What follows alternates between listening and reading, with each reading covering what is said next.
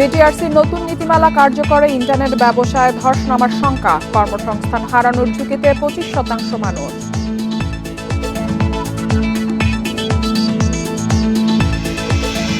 ভারতীয় পণ্যবাহী যানবাহন নজরদারিতে ট্রাক মুভমেন্ট পদ্ধতি চালু এনবিআরে, সব তথ্য জানা যাবে স্বয়ংক্রিয়ভাবে।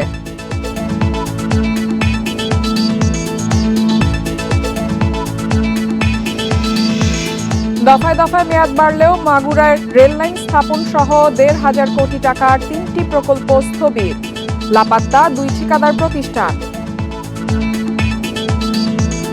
সবাইকে আমন্ত্রণ অর্থনীতি সারাদিনে আপনাদের সাথে আছি ইফাতারা। শুনছিলেন শিরোনাম, এবারে জানাবো বিস্তারিত। বিটিআরসির প্রস্তাবিত নতুন নীতিমালা কার্যকর হলে ইন্টারনেট ব্যবসায় ধস নামার শঙ্কায় এই খাতের উদ্যোক্তারা। তারা বলছেন, নতুন কর আরোপে ব্রডব্যান্ড ইন্টারনেট পরিষেবার দাম 11 থেকে 20% পর্যন্ত বাড়তে পারে, যার প্রভাব পড়বে সাধারণ গ্রাহকদের ওপর। এছাড়া নবায়ন ফি বাড়লে আগ্রহ হারাবেন ব্যবসায়ীরা। এতে কর্মসংস্থান হারানোর ঝুঁকিতে 25% মানুষ। বর্তমানে টেলিকম খাত থেকে 21.45% রাজস্ব আয় করছে সরকার। বিটিআরসির প্রস্তাবিত নতুন নীতিমালা অনুযায়ী আগামী অর্থবছর থেকে এই খাতে 40% আয়ের লক্ষ্য। ইন্টারনেট সার্ভিস প্রোভাইডারদের 5.5% রাজস্ব শেয়ার ও সামাজিক দায়বদ্ধতা তহবিলের জন্য 1% রাজস্বের প্রস্তাব করা হয়েছে এই নীতিমালায়। এ খাতের ব্যবসায়ীদের সংগঠন আইএসপিএবি বলছে, এটি কার্যকর হলে শহরাঞ্চলে ব্রডব্যান্ড ইন্টারনেট প্যাকেজের দাম বাড়বে 11 থেকে 15%, আর গ্রামাঞ্চলে বাড়তে পারে প্রায় 20% পর্যন্ত। নবায়ন ফি বাড়ানো হলে ব্যবসায় আগ্রহ হারাবে বিনিয়োগকারীরা। এতে প্রায় 25% মানুষ কাজ হারানোর শঙ্কা সংগঠনের নেতাদের। আমাদের মেট্রো সিটিগুলিতে, বিশেষ করে ঢাকা, চিটাগাং এবং সিলেট মেট্রো সিটি, এখানে প্রায় 11 থেকে 15% পর্যন্ত প্রান্তিক পর্যায়ে গ্রাহকদের ইন্টারনেটের মূল্য বেড়ে যেতে পারে। এবং রিমোট প্লেসগুলো যদি আমরা অ্যানালাইসিস করি, রিমোট প্লেসগুলোতে প্রায় 20% মতন ইন্টারনেটের মূল্য বেড়ে যাবে। নতুন টেলিকম নীতিমালা কার্যকর হলে 500 টাকার ইন্টারনেট প্যাকেজের দাম বেড়ে দাঁড়াতে পারে 650 থেকে 700 টাকায়। এতে গ্রাহকের উপরই পড়বে বাড়তি খরচের বোঝা। মানে আমাদের পড়াশোনাটা এখন টোটালি মোবাইল কেন্দ্রিক, ইন্টারনেট কেন্দ্রিক। এখানে আমি যে কোনো কিছু আমি অনলাইন ক্লাস বলি, অনলাইন পড়াশোনা বলি। ইন্টারনেট থেকে 200 টাকা, আবার আর অন্য আদার্স সাইড আছে, ওই দিক থেকেও যদি এরকম 50 টাকা, 200 টাকা, 100 টাকা বাড়ে, এগুলো আমাদের জন্য অনেক ইফেক্ট আসে।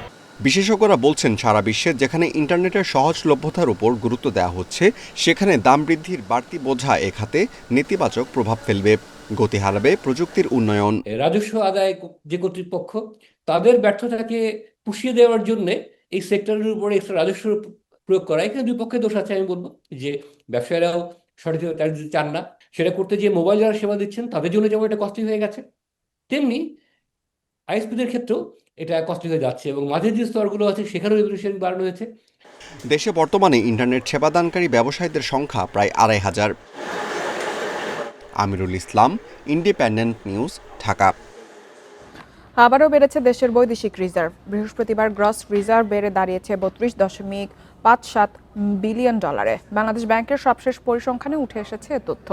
আর BPM6 অনুযায়ী রিজার্ভ এখন 27.88 বিলিয়ন ডলার। এর আগে আকুর দায় পরিশোধের পর নভেম্বরে রিজার্ভ 31.14 বিলিয়ন ডলারে নেমেছিল। রেমিটেন্স বৃদ্ধি এবং ব্যাংকগুলোর কাছ থেকে কেন্দ্রীয় ব্যাংকে ডলার কেনার ফলেই রিজার্ভের এই উত্থান বলছেন সংশ্লিষ্টরা। মূলত হুন্ডি প্রবণতা কমে যাওয়ায় বৈধ পথে রেমিটেন্স বাড়ছে। এতে চলতি অর্থ বছরের 17 ডিসেম্বর পর্যন্ত রেমিটেন্স এসেছে 1,504 কোটি ডলার। অন্যদিকে বিনিময় হার স্থিতিশীল রাখতে ক্রমাগত ডলার কিনছে বাংলাদেশ ব্যাংক। সব মিলিয়ে দ্রুতই বাড়ছে রিজার্ভ।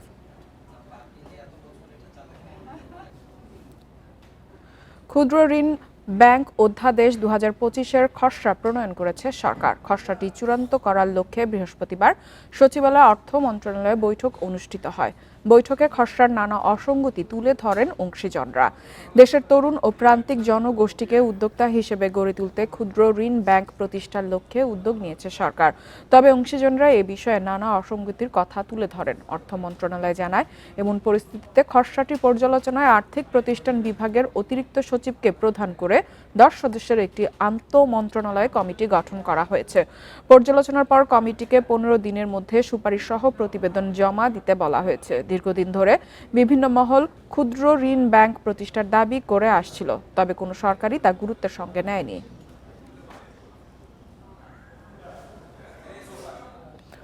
ভারতীয় পণ্যবাহী ট্রাকের গতিবিধি নজরদারিতে ট্রাক মুভমেন্ট নামে একটি ডিজিটাল পদ্ধতি চালু করেছে এনবিআর। এর মাধ্যমে প্রতিটি ট্রাকের আসা যাওয়ার তথ্য স্বয়ংক্রিয়ভাবে জানা যাবে। মূলত আমদানি রপ্তানি শুল্কায়ন কাজে ব্যবহৃত এসআই কুডা ওয়ার্ল্ড সফটওয়্যারে এই নতুন সাবমডিউল চালু করা হয়েছে। রাজস্ব বোর্ড জানায়, প্রাথমিকভাবে বেনাপোল কাস্টমস হাউসে এ সাবমডিউলটির পাইলট কার্যক্রম 15 ডিসেম্বর থেকে শুরু হয়েছে। অতি দ্রুত দেশের সব স্থলবন্দরে এই পদ্ধতির লাইভ অপারেশন শুরু হবে। এতদিন ভারতীয় ট্রাকের আগমন ও বহির্গমন সংক্রান্ত কার্যক্রম ম্যানুয়াল পদ্ধতিতে পরিচালিত হতো। নতুন এই পদ্ধতির মাধ্যমে ট্রাকের সব তথ্য স্বয়ংক্রিয়ভাবে সংরক্ষিত হবে।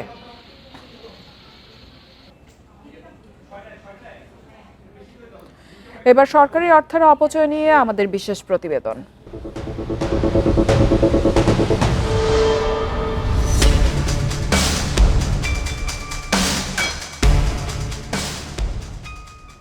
থমকে আছে মাগুরার 1,500 কোটি টাকার 3টি বড় প্রকল্পের কাজ। বারবার মেয়াদ বাড়লেও কাজ শেষ করেনি ঠিকাদারি প্রতিষ্ঠানগুলো। আবার কাজ শেষ না করেই পালিয়ে গেছে 2টি প্রতিষ্ঠান। প্রশাসন বলছে জমি অধিগ্রহণের জটিলতা আর সমন্বয়হীনতার কাজের ধীরগতির কারণ।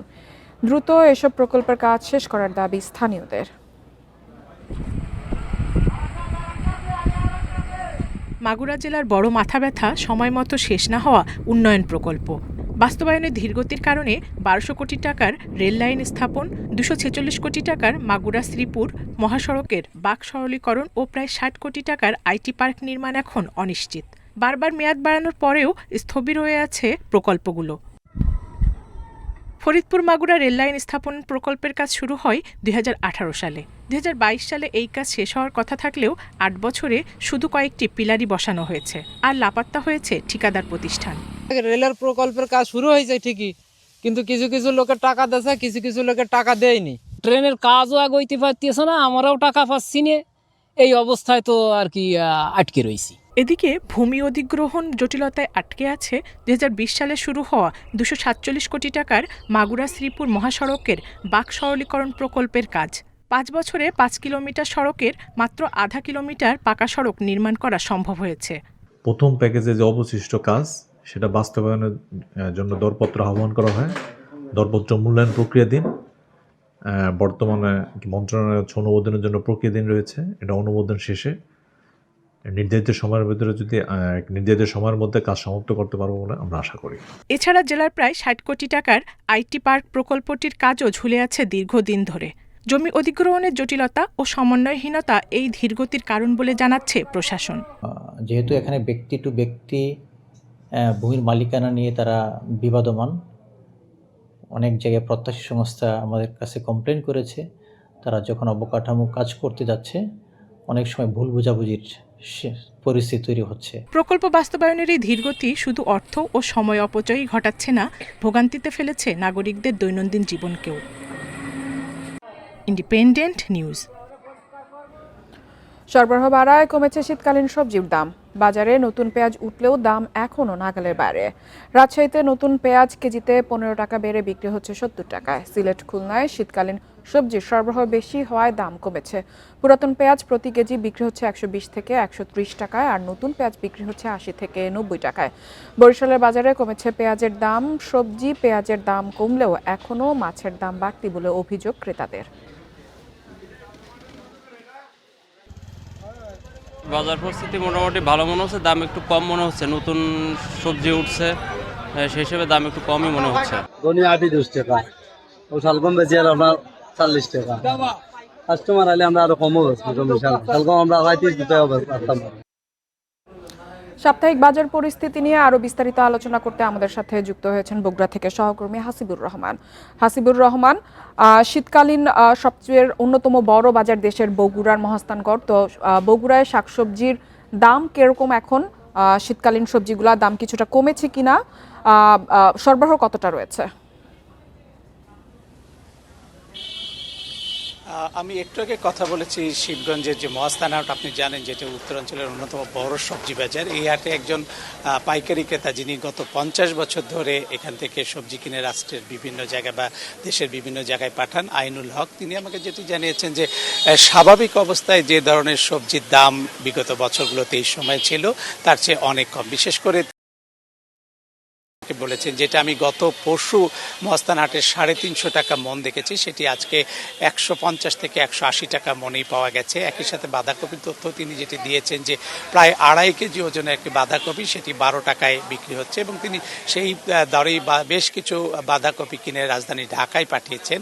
আর এই সময় যেটি সবচেয়ে বেশি আকর্ষণীয় একটি সবজি সেটি হলো একেবারে নতুন ওঠা আলু, সেটির দামও অস্বাভাবিকভাবে কমে গেছে। তিনি যেটি বলছেন যে সকাল 7টায় মহাস্থান হাটে যে দরে বিশেষ করে একটু আঠালো আলু যেটি নতুন সেটি মতো, সেই একই আলু বেলা 10টা নাগাদ বিক্রি হয়েছে প্রায় 320 টাকা কমে, অর্থাৎ 680 থেকে 90, কোনো কোনো ক্ষেত্রে আর একটু বেশি এই রকম দামে কেনা বেচা হয়েছে। অর্থাৎ শীতের যে সবজি সেটির দাম অনেকটাই এখন ক্রেতাদের নাগালের মধ্যে রয়েছে। একই সাথে সবজির যে অন্যান্য বার যে অপ্রতুলতা থাকে সেটি এবার অনেক বেশি বলেই তারা মনে করছেন, এবং আজকে মহাস্থান যেটা সবজি বাজার সেটি একেবারে ভরা ছিল শীতের সবজিতে। পাশাপাশি এটাও আমরা জানতে পেরেছি যে দীর্ঘ লাইন দিয়ে কৃষি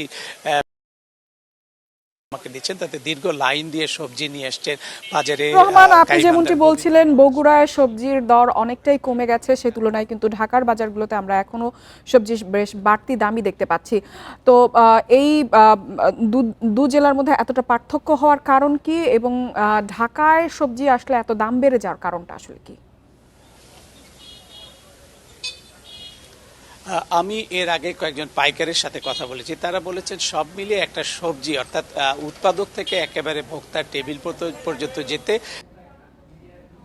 যে কারণে প্রত্যেক ক্ষেত্রেই সবজির দর কিছুটা বাড়ে। যেমন আমি টমেটোর কথা বলছি, আপনাকে রাজশাহীর তানোর থেকে বগুড়ায় টমেটো আসে, সেখানে যখন তারা পাইকারি কেনেন তানোর বা নওগাঁ থেকে, তখন দেখা যায় যে 30 থেকে 35 টাকা কেজি দরে তারা তানোর বা নওগাঁ থেকে টমেটো কেনে। এই টমেটো যখন বগুড়ার বাজারে আসে তখন আরও 5-6 টাকা কেজিতে বাড়ে, সেক্ষেত্রে গিয়া 35 থেকে 40 টাকা হয়।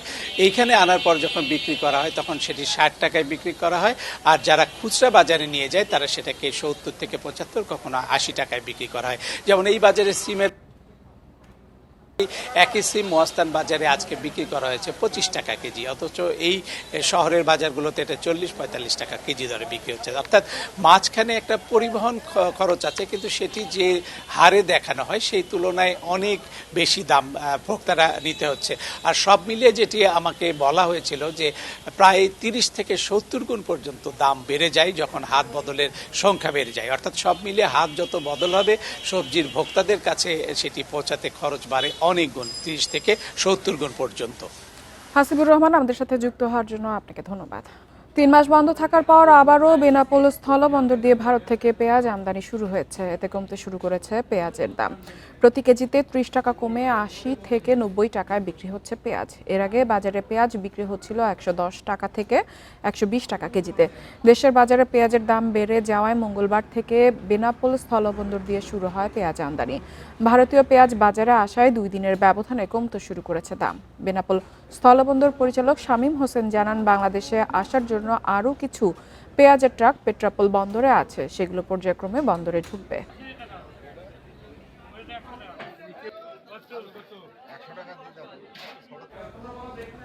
ছোট মাছের প্রজননের জন্য অনুকূল পরিবেশের সৃষ্টি, অভয়াশ্রম রক্ষণাবেক্ষণ সহ নানা উদ্যোগের ফলে কাপ্তাই লেকে বেড়েছে মাছ উৎপাদন। বিশেষ করে কাচকি ও চাপিলার উৎপাদন বেশি। দেশজুড়ে মিঠা পানির সুস্বাদু মাছের কদর থাকায় জেলেদের আয়ও বেড়েছে। এই মাছের উপর নির্ভরশীল খাগড়াছড়ির মহালছড়ির 6,000-এর বেশি জেলে ও ব্যবসায়ী। প্রায় 725 বর্গ কিলোমিটারের কাপ্তাই হ্রদ, জালে উঠছে কাচকি ও চাপিলা মাছ। আকারে ছোট হলেও রূপালী রঙের এসব মাছ স্বাদে অনন্য। মহালছড়ির মৎস্য অবতরণ ঘাট থেকে এসব মাছ যাচ্ছে বিভিন্ন জেলায়। প্রতিদিন ঘাটে যাওয়া 95% এই 2 মাছ। অক্টোবর-নভেম্বরে মাছের আকার কিছুটা ছোট হলেও ডিসেম্বর থেকে পাওয়া যায় বড় আকারের মাছ। এবছর পর্যাপ্ত মাছ পাওয়ায় খুশি জেলে ও ব্যবসায়ীরা। চাপিলাকে চিরপুরাই ব্যবসায় এবং জেলে যারা আছে এটার উপরেই নির্ভরশীল। দৈনিক মাছ মারে যেগুলো আমরা বাইরে পাঠাই, এতে আমাদের জেলেরাও আয় করতে পারে, আমরাও কিছুটা লাভ করতে পারি।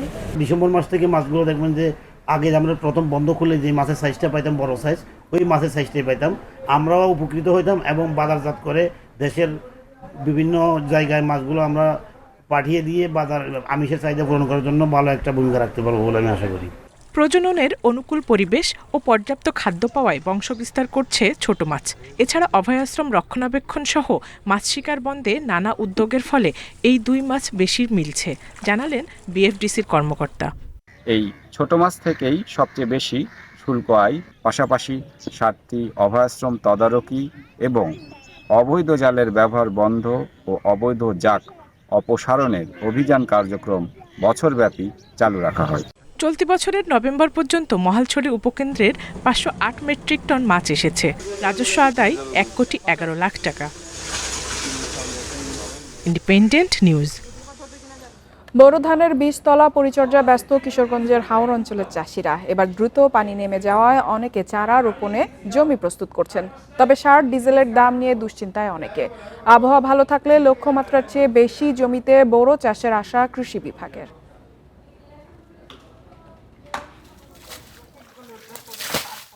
কিশোরগঞ্জের বিস্তীর্ণ হাওড়াঞ্চল বোরো ধানের বীজতলা পরিচর্যায় জমিতে প্রয়োজন মতো দিচ্ছেন পানি ও সার।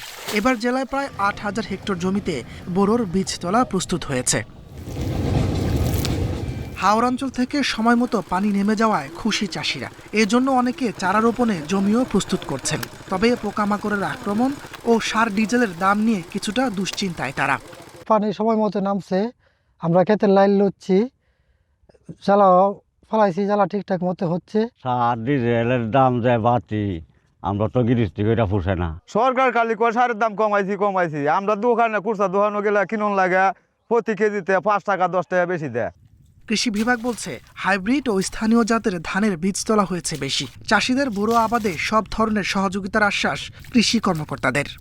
হাওড়াঞ্চলের বীজতলার অবস্থা অত্যন্ত সুন্দর, বীজতলার চারার অবস্থা অত্যন্ত চমৎকার। কৃষক যাতে সরকার কর্তৃক নির্ধারিত মূল্যে সার পায় সেজন্যে জেলা এবং উপজেলা পর্যায়ে মনিটরিং কার্যক্রম অত্যন্ত জোরদার করা হয়েছে।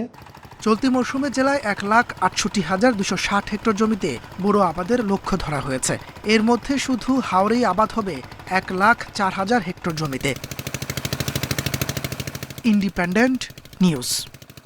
এরই মধ্যে হাদিকে বহন করা বিমানটি অবতরণ করেছে 5:48 বিমান ঢাকা আন্তর্জাতিক এয়ারপোর্টে বিমান অবতরণ করেছে। আর কিছুক্ষণের মধ্যে তারপরে বিমানবন্দরের 8 নম্বর গেট দিয়ে এই হাদির মরদেহ নিয়ে যাওয়া হবে। আমি যদি এখানকার চিত্র একটু দেখাই, যে রিসিভ করার জন্য এই অ্যাম্বুলেন্স সহ পুলিশ প্রোটোকলে অ্যাম্বুলেন্স এর মধ্যে 8 নম্বর গেট দিয়ে রানওয়ের ভেতরে প্রবেশ করেছে। কিছুক্ষণের মধ্যেই হাদির মরদেহ সকল আনুষ্ঠানিকতা সম্পন্ন করে তারপরে 8 নম্বর গেট দিয়ে বের করা হবে। পরবর্তীতে এখান থেকে এলিভেটেড এক্সপ্রেস হয়ে হাতি মগবাজার হয়ে দোয়েল চত্বর দিয়ে টিএস, তারপরে ঢাকা বিশ্ববিদ্যালয় কেন্দ্রীয় মসজিদে জনসাধারণের জন্য শ্রদ্ধা নিবেদনের জন্য হাদির মরদেহ নিয়ে যাওয়া হবে। এর আগে 3:50 সিঙ্গাপুর সময় 3:50 বিমানটি সেখান থেকে ছেড়ে আসে। আর 5:48 বিমান ঢাকা শাহজালাল ল্যান্ড করে। আমরা যতটুকু সম্ভব খবর পেয়েছি যে সেখানে বিভিন্ন রাজনৈতিক দলের নেতৃত্ব বিমানবন্দরে অবস্থান করছেন এবং তারা হাদির মরদেহ তারা সেখানে রিসিভ করবেন। পরবর্তীতে এই 8 নম্বর গেট দিয়েই মরদেহ বের করা হবে। আমরা এখানে দেখেছি যে অনেক সাধারণ মানুষ এখানে এসেছেন, তারা হাদির প্রতি শ্রদ্ধা জানাতে এসেছেন। তারা যেটি বলছেন, হাদি ভারতীয় আধিপত্য বিরুদ্ধে প্রতিবাদ করতে যে হাদি শহীদ হয়েছে, সেই সঙ্গে হাদি তার এই যে ছোট জীবন, সেই পুরো জীবন ব্যাপী সে গণতন্ত্রের জন্য সংগ্রাম দিতে তিনি নেতৃত্ব দিয়েছেন। পরবর্তীতে জুলাই অভ্যুত্থানের পরেও তিনি তার সেই আন্দোলন সংগ্রাম তিনি চালিয়ে গিয়েছেন। ইনকলাব মঞ্চ গঠন করেছেন, ইনকলাব কালচারাল সেন্টার গঠন করেছেন, যেখানে যে বিদেশি যে সাংস্কৃতিক আগ্রাসন সেটির বিপক্ষে তিনি সবসময় অবস্থান নিয়েছেন এবং বাংলাদেশি যে সংস্কৃতি সেটিকে তিনি উঠিয়ে আনার জন্য কাজ করে গিয়েছেন। তিনি নির্বাচনে স্বতন্ত্র প্রার্থীও হয়েছিলেন এবং এই নিয়মিতভাবে তার যে আসন থেকে তিনি নির্বাচন করবেন সেই আসনে তিনি জনসংযোগ করতেন এবং সাধারণ মানুষের ব্যাপক ভালোবাসা তিনি পেয়েছিলেন। আমরা গত শুক্রবার জুম্মার তিনি অটোরিকশায় করে বিজয়নগর দিয়ে যখন যাচ্ছিলেন তখন বাইক যোগে দুইজন এসে এবং এই দুইজনের মধ্যে একজন ছাত্রলীগের নিষিদ্ধ ঘোষিত ছাত্রলীগ রাজনীতির সাথে জড়িত। গণমাধ্যম অনুযায়ী যে যিনি গুলি করেছেন তিনি ভারতে পালিয়ে গিয়েছেন। এখানে আসা সাধারণ মানুষ সেটির জন্য ক্ষোভ প্রকাশ করছেন। তারা বলছেন যে হাদিকে গুলি করে কিভাবে এই খুনি ভারতে পালিয়ে গেল সে প্রশ্ন রাখছেন এবং এখানে তারা সরকারের ব্যর্থতা দেখছেন। তারা বলছেন দ্রুততম সময়ের মধ্যে সেই হত্যাকারীকে দেশে ফিরিয়ে এনে বিচারের মুখোমুখি করতে হবে এমন দাবি জানাচ্ছেন তারা। পরবর্তীতে গত শুক্রবার যখন হাদি গুলিবিদ্ধ হয় সঙ্গে তাকে মেডিকেল কলেজ হাসপাতালে নিয়ে যাওয়া হয়। খারাপের দিকে গেলে পরবর্তীতে তাকে এভার কেয়ার হাসপাতালে নিয়ে যাওয়া হয়। সেখান থেকে 15ই ডিসেম্বর উন্নত চিকিৎসার জন্য সিঙ্গাপুর জেনারেল হাসপাতালে নিয়ে যাওয়া হয়। পরবর্তীতে গতকাল রাতে তার মস্তিষ্কে অস্ত্রোপচার করা হয়। 9:50 ইনকিলাব মঞ্চের থেকে ঘোষণা দেওয়া হয় হাদি আর পৃথিবীতে নেই এবং এই ঘোষণার সাথে আমরা দেখেছি সারা বাংলাদেশের ছাত্র জনতা মাঠে নেমে যায়। তারা বিক্ষোভ করতে থাকে। ঢাকা সহ বিভিন্ন শহরে তারা সড়ক আটকে বিক্ষোভ কর্মসূচি বিভিন্ন জায়গায় তারা অবস্থান নেন। তারা যেটি বলছেন যে হাদি হত্যা দ্রুত বিচার করতে হবে, নইলে তাদের কর্মসূচি দেবেন বলে এই ছাত্র জনতা ঘোষণা দিয়েছেন। আমি যদি এয়ারপোর্টের চিত্র দেখাই যে ফটক দিয়ে হাদির মরদেহ বের করা হবে সেখানে ব্যাপক আইন শৃঙ্খলা রক্ষাকারী বাহিনীর উপস্থিতি রয়েছে। কড়া নিরাপত্তা সেখানে দেওয়া হচ্ছে। সেনাবাহিনী, র্যাব, বিমান বাহিনী, আনসার পুলিশ সহ সকল আইন শৃঙ্খলা রক্ষাকারী বাহিনীর এখানে রয়েছেন। হাদির মরদেহ পরবর্তীতে এলিভেটেড এক্সপ্রেস হয়ে হাতিরঝিলের সামনে দিয়ে মগবাজার হয়ে দোয়েল চত্বর দিয়ে টিসি হয়ে তার বিশ্ববিদ্যালয়কে মসজিদ প্রাঙ্গণে নিয়ে যাওয়া হবে। এই ঢাকা বিশ্ববিদ্যালয়ে হাদির সংগ্রামের শুরু এবং সেখান থেকেই সে গণতন্ত্রের সংগ্রাম করে আজকে এই পর্যায়ে হাদি এসেছে। আমরা দেখেছি যে হাদির মৃত্যুর পরে সকল রাজনৈতিক দল, সাধারণ মানুষ তারা শোক জানাচ্ছে, তারা বিভিন্ন সড়কে অবস্থান করছেন। শাহবাগেও আমরা দেখছি যে জনতা অবস্থান করছেন এবং তাদের একটাই দাবি যে হাদির হত্যাকারীদের দ্রুত সময়ের মধ্যে ভারতকে ধরে এসে বিচারের মুখোমুখি করতে হবে। আর এটি যদি এই সরকার না করতে পারে তাহলে আরো কঠোর কর্মসূচি তারা দিবেন বলে এরই মধ্যে ঘোষণা দিয়েছে।